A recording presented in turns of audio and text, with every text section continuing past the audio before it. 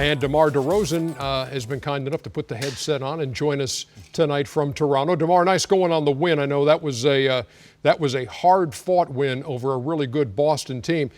I could talk about the 41 points, but I want to ask you about the career-high 13 rebounds. Is this another chapter in your career? You're going to become one of the leading rebounders in the NBA? I should, especially me being a 6'7" guard, just taking advantage of that and helping out the bigs and giving us opportunities to get out in transition, and I just try to be conscious of that tonight. You know what, DeMar, I'm just curious, do you feel like you guys have been slighted at all coming into this season? Because you didn't make the big splash in free agency that, say, the Celtics did. You're not the defending champs like Cleveland is, and all these other teams, they made all these moves. For the most part, you guys kind of stood pat. Is that like a badge of honor you guys are wearing with the fact that you're still that team that nobody was talking about, yet you're right now looking like the biggest threat to the Cavs?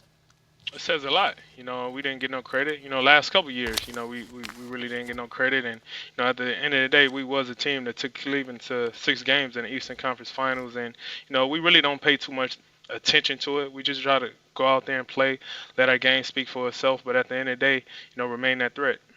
DeMar, we look at you. You're one of the best players in the short history of this Toronto Raptors team, and we know that you guys have taken the onus to work hard in the summer. But could you talk a little bit about the disappointment of the playoffs last year? Because I would think that would be the catalyst for why we've seen you have such an incredible season this year. Most definitely, being in that, being so close to, making it to the finals, going out the way we did, that stick with you all summer, still not getting credit, still seeming like, we a fluke team or something like that.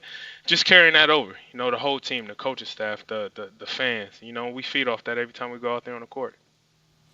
DeMar, the 41 points you had tonight was a great individual night, but I want to talk about your team defense in the fourth quarter. I thought you guys turned it up a whole entire notch. Was Coach Casey on your guys' behinds a little bit about defending better?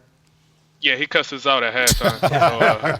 It was pretty bad. Yeah, it was pretty bad, but, that's the way we got to respond, be physical, and communicate. That's all we did. We listened to Case coming out of halftime, and we picked it up.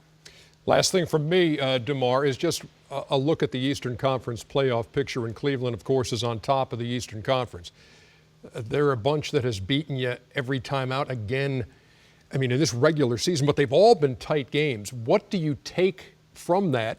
How big's the gap between the Raptors and the Cavaliers? Is it, I don't even know if you have a monitor. Is it this big? Is it this big? I'm putting my hands in different spaces. How big is the difference?